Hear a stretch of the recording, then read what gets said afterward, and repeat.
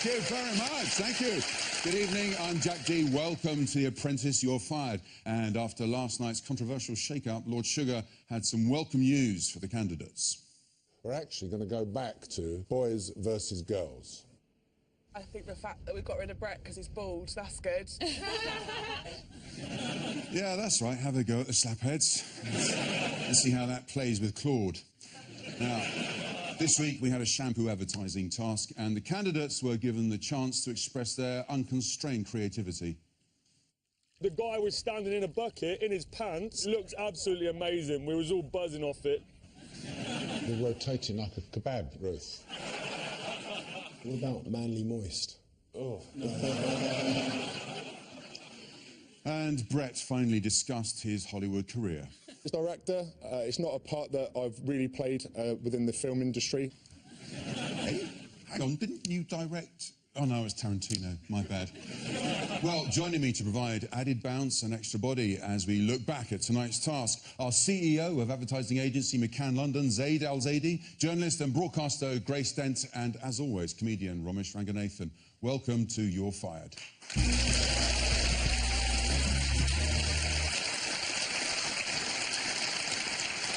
Well, in tonight's task for one candidate, it was a case of hair today, gone tomorrow. That was a pun that I came up with. All my team told me not to do it, but I said, I'm going to do what I want, thanks. You know. What's the worst that can happen? Aisha, you came up with the name, you came up with the brand, and you came up with the flower. So, Aisha, you're fired. Thank you, Lord Sugar.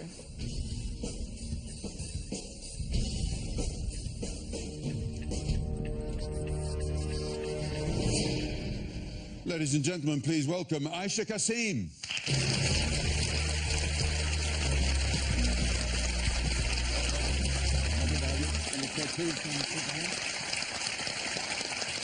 There we are, Aisha.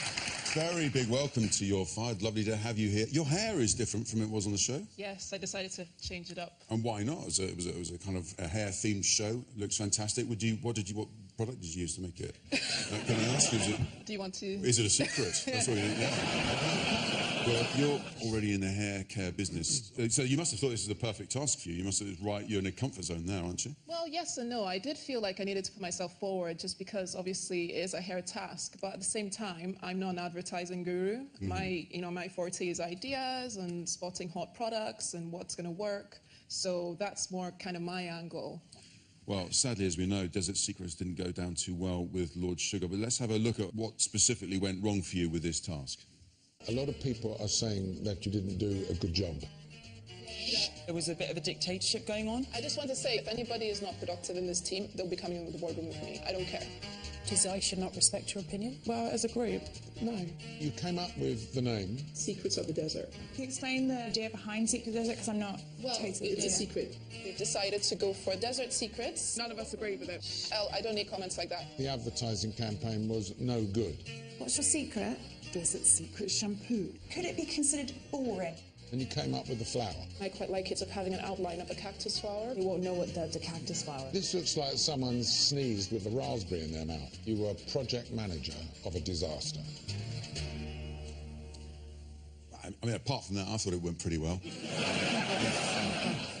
A couple of things that we could tweak, but let's start off with the bottle. Now, that was the main problem, really. That's what did for you in the campaign. Do you stand by that? Would you still go with it? The cactus flower? Yeah. Absolutely, because that's what it's made from. You know, the cactus, we don't chop up a cactus and put it in the shampoo. We put it in the cactus flower or the cactus seed oil. So, and for me, it's a feminine product. I don't think women feel comfortable with a cactus. I wouldn't buy a shampoo with a cactus on it, you know, so I think that's basically why I was so strong behind it. If Lord Sugar can't convince you, I know I can't, so I'm going to... Zaid, advertising is your field of expertise. Let me just get your thoughts on that as the product. You can say what you want, because Aisha won't listen anyway. It's fine. Everyone's been obsessing over the cactus flowers and oil. Quite frankly, I think there's a bigger thing at stake here, which is It's a highly saturated marketplace. Standing out on shelf is key, and quite frankly, this looks like it was something that was made in the 1980s. And it really, for me, didn't have any of the premium cues or sense of aspiration that I think is so key to getting a scene on shelf and so key in this category. So can I just summarise, you loved it? Grace? It looks like something you might take a chance with down at a pound store. In a nice way. I mean, I like a pound store. I mean that in a nice way. I know you sort of talk about how you didn't want Cactus to be associated with a shampoo, but it is sort of cactus extract. You know, it's cactus extract in a shampoo. You know, I don't know why that's difficult or a disconnect. You know, if it was a cactus loofah, then yes, I understand. That's difficult to market, but nobody's assuming that you open the bottle and then a cactus pops out and then you rub that on your head. There is a good point here. I mean, this is a 1.5 billion pound marketplace, so innovation and introducing new things every year is actually the norm. And actually, nowadays, consumers want to know what natural ingredients may or may not be in their products. You had an opportunity here, and I think you gave it away. You could have really embraced the proposition, made it feel sensorial, made it feel really lustrous and desirable. But instead, it just felt a little bit tacky. I'm not sure if women of my age really want things natural. I just feel like I want all the chemicals I can get. I just keep putting them on me until I look better. Aisha, let's talk about the campaign itself. So you decided to go for the grey pound as your market area.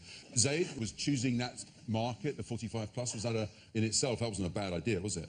I think it was a good idea. As I said, it's a saturated market. Picking on something specific that you can go for is a good growth strategy. There was that moment where the girls were saying that after a certain age you don't try new things, and I felt a little bit, no, you do, you'll try anything. I know, maybe, you know, maybe... What was so funny about it is actually to say that they were scared of trying new things. As if women of a certain age are going, I hope they don't bring out a new product, this is absolutely terrifying. Oh God, I've heard them using Cactus now, I can't leave the house. One of the things I thought you got a little bit caught up with was the whole idea that going for the grey pound was a mistake. But the part of the task was not, they weren't analysing sales or anything, it was more to do with how you marketed to that group. So I sort of think the point that maybe it was a mistake to go for that market was you're slightly missing the point in terms of it almost didn't matter what you were targeting. The whole task was, do you target that market effectively? And so, you know, if it was been analysing sales, then yeah, you could argue that was a mistake. But actually, where you fell down was you didn't execute that remit, you know, properly. Yeah. You want a job with Zaid or something? What's that? Just thought I'd try and not be stupid for a minute. Good luck with that. Your TV advertisement that you made now, that was also criticised. You seemed pretty happy with it at the time. Do you still stand by it? No, I don't think it came through. It didn't come across the way I quite envisioned it coming across. Where did it go wrong? The massage bit was probably pretty bad. But yeah, you know, it could have been more fun, it could have been more dynamic, it could definitely have been less old-fashioned. So I completely understand that, yeah. Well, despite being so thrilled to be reunited as an all-girl team, the sense of unity didn't last very long. My team have to get in line. They get one chance and that's it. They're out. Don't touch me. Okay. Go away. I sell champagne. Okay. I'm having a problem. Some people that state that they're really good at directing. We weren't happy with that. We're not going to use that shot. I'd kind of beg to differ on that front. We're delighted to be here today. You don't want it at all. Delivery was relatively poor. You tell people how terrible they are and act as though you could do it better. Don't disrespect me. I am not going to be the bitch that goes, oh yeah, it was excellent. Unfortunately, I had people on the sub-team that really wanted to be project manager. I don't think the team will get behind her because we didn't agree with it. You are actually telling a lie. I know that you want to get your word in and say that you've done a really good job, Charlie. And this is task 2. So, Aisha, it did look pretty fraught in that team. What went wrong? Why weren't you getting along, do you feel? Well, there were already existing conflicts between certain members of the group. There were certain personalities that really just clashed.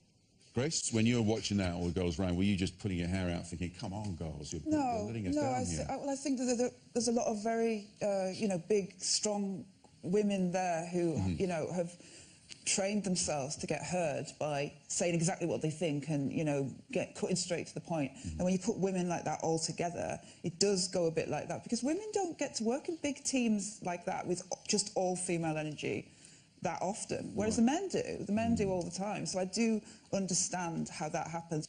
Ramesh, what did you think of Aisha's leadership skills generally? It felt like you were under a lot of pressure from the group. And there's one point at which Elle said nobody agrees with what you're saying, and you said we don't need comments like that. And on the surface of that looks like you're sort of just shutting down somebody that's expressing a difference of opinion. But I can imagine that came at the end of the whole lot of them just shouting, you know. And I understand that. I'm a parent, and sometimes I'll say to my kid, "Stop breathing," you know, like. Completely understand that you're at the end of your tether there. So you see that in isolation, you think, well, she's shutting people down. But it looked like you were trying to manage chaos, basically. Zaid, what is it like leading a creative team? And what do you do when people aren't contributing or aren't getting on? What do you do? I mean, it's hard. I think you've always got to keep a sight on the end goal. You've always got to make sure that you're absorbing people's expertise and opinions. And I think great leadership for me in this kind of context is being more bamboo-like. So being able to swing with the wind and listen, but actually have firm roots that people respect. And I feel like you were more like a stick that people wanted to snap. And I kind of wonder whether that was as effective as you could have been. I mean, Charlene certainly felt that this was her task, didn't she? She really wanted to be project manager for this one. Charlene really thought this was her moment, didn't she? Really thought this was her task, this was her chosen moment. And then you took it off her, which of course, because you were voted in. But she couldn't let it go, could she? It just kept coming. And she's got her own hair salon, hasn't she? Has, she was saying at one point, "I sell shampoo. I know shampoo." But then you made the point, which I think was you know, this isn't really about shampoo; it's about marketing, and that's what got you the job. Would you that was the correct call at the time? Yeah, I think ultimately you have to call things and move on. I did feel, though, that if you've got really strong voices in a room, you need to almost let them out. You need to let people have their say, let them feel like all their ideas have been thrown onto the table. And then it's much easier to manage the team and clarify and move things forward. If you're constantly stopping people short, they'll never stop shouting and you'll never get them on board. Well, one member of Team Cactus in particular had a lucky escape. We've got a secret to share with you all today. A secret from the desert. The pitch, I got some very poor feedback. Desert secret. And she can't even deliver a 5-minute pitch. To me, that's worrying. It's just too boring. Our target customer will be a 45-year-old female. I think sometimes they can be quite afraid of the unknown in terms of new beauty products. I'll explain what I meant by that. That's what you said. Yeah. Doesn't matter what you meant by it, it was very insulting. We'd already failed the task before the pitch. So it's nice to know you had a vote of confidence. When did you decide it was a terrible product? As soon as I saw the bottle. I am terribly disappointed at somebody who messes up a pitch and then goes downhill on the product. Well, how to make yourself unpopular in 3 easy steps. Lord Sugar seemed to have marked her card at that point. You weren't a big fan of Natalie, were you, really? No, she really pushed for that pitch. Yeah. She really did. And then we were asked for 20 minutes and she gave me 9. Yes. So I had to jump in there last minute and try and resuscitate it. She told me that this is what she does for a living. She's a professional. So this is an interesting point. Zaid, you're in advertising. You must have had times in your career when you've had to advertise something you don't like. You don't like the product, you don't believe in it, you know, what do you do about that to get around it? I think she could have employed some amateur dramatics because ultimately she didn't want it to be at the cost of the team's success. So having good game face, actually committing to the idea and selling it in the best way possible was crucial, and she simply didn't do it. Yeah. I mean, even if you don't believe in the product, that doesn't stop you talking like a human. Do you mean like...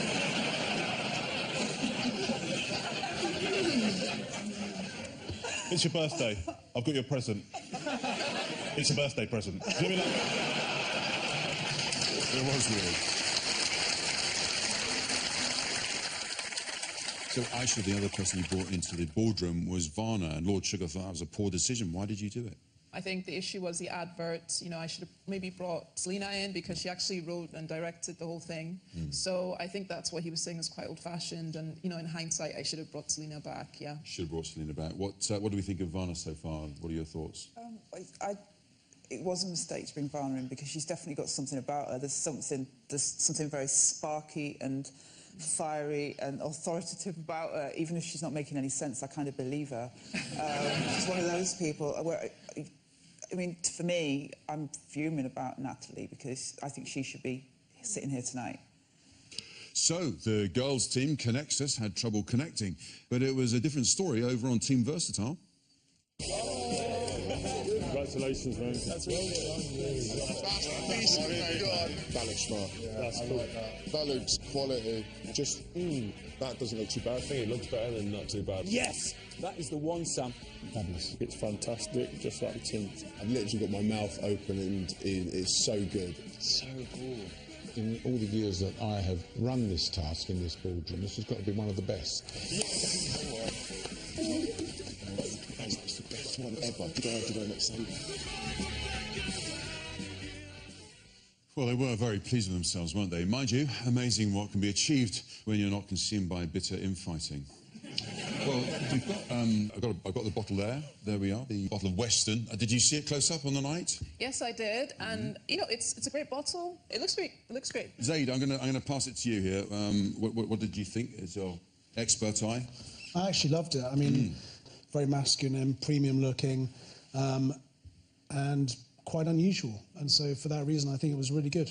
It was a good start, wasn't it? Grace, what did you think when you watched it? I'm absolutely amazed at what they come up with, because that actually does look like an authentic product that could be sold somewhere, you know. And Poundland? I go as far as in a shop that, you know, maybe for a register price. No, but I just feel that with, you know, it's a really.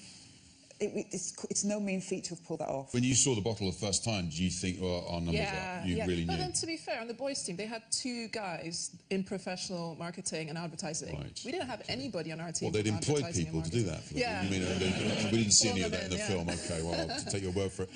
Ramesh, what do you think the Western you? I thought it was a nice bottle, but I sort of believe in brand loyalty, and it's not moved me on from what I use. Oh, right. What's your thing? Well, I stick with Manly Moist. Very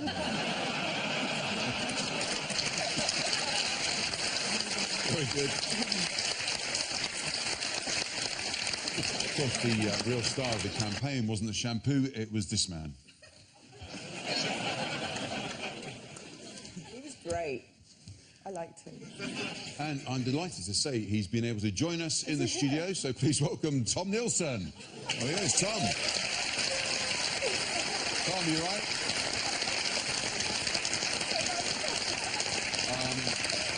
So, Tom, tell me, you're a model. Like me, you got the physique, so why not? I mean, you were very compliant, I have to say. Was that the first time you've been asked to stand in a bucket in your underpants? Is it? Yeah. You didn't feel at all kind of humiliated by that? Not at all, no. But you were very professional about it. What were Team Versatile like as an advertising team to work with? Presumably you've worked with others. Yeah, no, they were good fun to work with. Yeah. Were they? Yeah. Oh, okay, good. You're actually the only person in the world who has used Western. You're the only person who's washed your hair with Western shampoo. How was it? How was the experience? Is your hair now desert-defying? Yeah. Beautiful. Can I ask a question, actually? When you were sort of shampooing, you seemed to really be keen on getting as much shampoo on the front of your face as possible. As if you were sort of targeting your eyebrows as well. Was there a reason for that? Were you thinking, I don't like this billboard, I want to do this, but I do want my identity to remain unknown? You use Western if you saw it in the shops. Would you go and buy something? Yeah, definitely. Yeah. Well, thanks for coming in. Thank you, Tom Nielsen. Thank you. Now, as project manager, Richard played a big role in his team's success. When Lord Sugar put this task out to the group, it was obviously for me. I just knew that this sort of marketing was mine. I do wonder whether Richard has bought a management book and read it cover to cover before he came here. The time is now. It is our moment. He gives everyone the opportunity to put forward an idea, even if it's a really bad idea. My idea is that sexiness. A gentleman with haircut similar to mine, and slow motion women just looking at his face. Personally, I think that we should be thinking about a male market. I think he's pushing very much what he wants. It's a creative process, and it's like a river, and you just got to guide it in the right direction. I directed the video. Richard was on your shoulder telling you what to do all the time. There should be a bit of white space between the top of his hair. My core thing was to be able to let the creatives be creatives. Richard gave everyone a role, didn't you? I think it's more credit where credit's due. It was Richard and his 7 assistants. Well, as it happens, I've actually got a copy of Richard's management book here, which I thought would, there we are, so I thought I'd bring that in. It's called How to Lead Your Team to Success on a Weekly Basis, ensuring that you will always be the best and outshine your competitors no matter what task presents itself to you. Also includes how to make it look like you're listening to your team without actually listening and just going with your own ideas instead. And there it is. And that's available in all good pound shops. Aisha, what did you think of your counterpart, Richard? Yeah, he seemed to do a good job. Everybody is saying that obviously he was protecting himself and things like that, and designating tasks to people and things like that. So, I mean, but I think they respected him. I think, you know, he did a good job. Yeah. He maybe didn't put himself in the firing line as much as I did. Yeah. But, you know, he did a good job. He was, you think he's being strategic, in other words? Absolutely, whereas you were being a bit more straightforward about it. So, Zaid, would you have Richard as team leader? I think Richard was good. He wasn't spectacular, unfortunately. I think we have to give him credit, though. There was a lot of machismo and testosterone in that room, and he actually managed that with a really nice, soft style. He kind of listened, helped all the egos play out, and then, again, brought things together again, and then kind of suggested a way to move on, was quite firm, and made things happen. So, actually, I think he was quite impressive. Well, Richard certainly got his team infused, although some of them didn't need much encouragement. As a director, I'm very flamboyant. I like to get in front and show them what I want. It makes me want to move. Boom.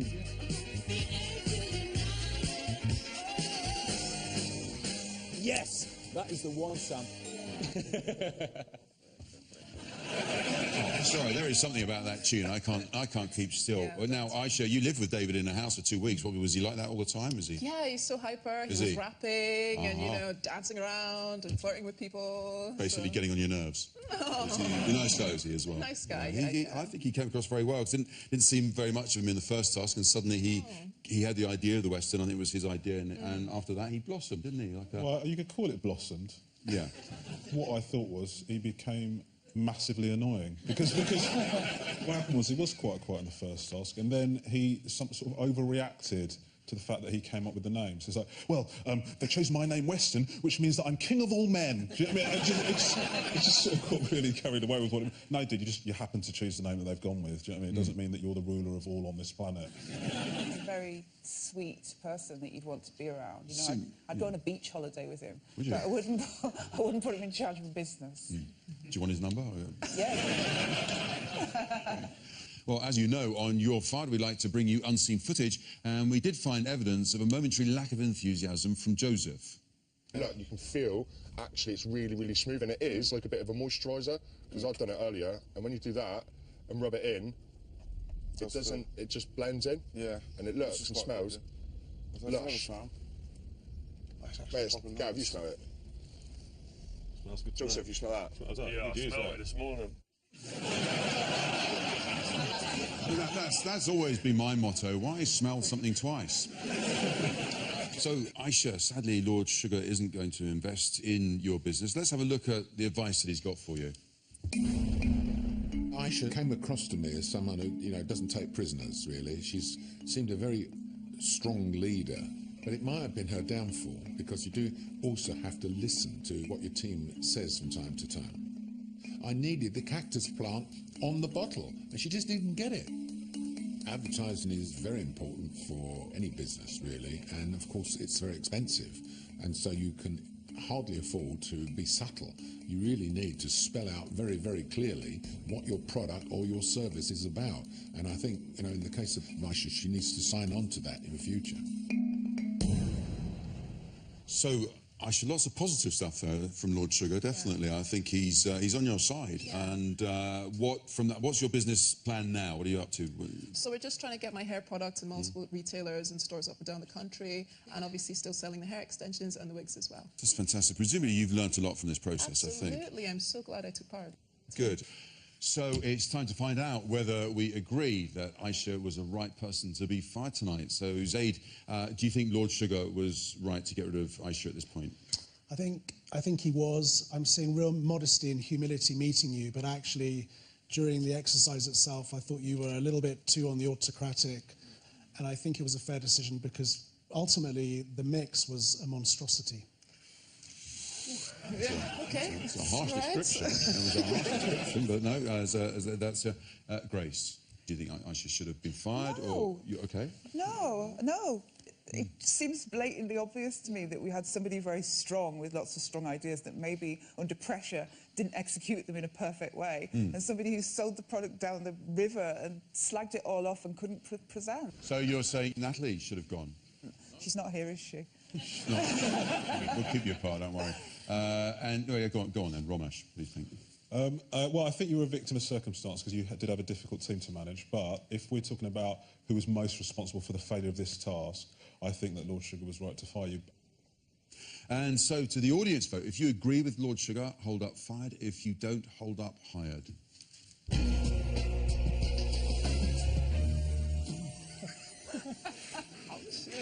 Well, I think we're looking at mostly red there. I agree. That's well, I think for various reasons that's what's happened here. And Aisha, we're really sorry to be losing you from the Apprentice. You were a fantastic candidate, and you've been a great guest on this show. Thank you very a great much. guest, and as you know, no one leaves your fired empty-handed. We thought long and hard about it, and then I thought, well, you know what? You are someone who looked at a cactus and saw a flower, and I think that's just something amazing about you. So what I've prepared is a garland of cactus flowers for you to take with you. There you go. Thank you very much. That's for you. We are. And you've been a wonderful guest on the show, so thank you. And, well, let's have a look at your best moments. Here they are. Take one. Business comes naturally to me. I have a lot of ideas and I enjoy bringing them to life. It's a secret. Not everybody's in on it. I love Aisha. She's the girl that keeps me grounded. She's full of warmth. She's very friendly. She's nice to live with. I'll keep ladies happy. Okay? She is definitely my voice of reason, and I do believe I can trust her. Winning. Ladies and gentlemen, Aisha Kassim.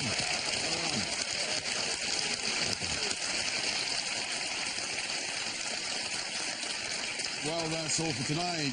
Thank you, Zaid, Grace and Romesh. So it's on to task number 3 for our candidates, where things take on a continental flavour when the teams are handed an unusual shopping list. Bon voyage, and make sure you don't miss the ferry back. Parlez-vous anglais? No. Pouvez-vous me donner un prix d'ami? I need to be making the calls here. This is my item. You're right. I shouldn't bring up anything that I have an opinion on. Stop causing friction. We're trying to move on. You're just like an irritated wasp at a picnic. We're up the creek without a paddle. Just don't know where we are on a map. We're probably about here. How far away is Folkestone?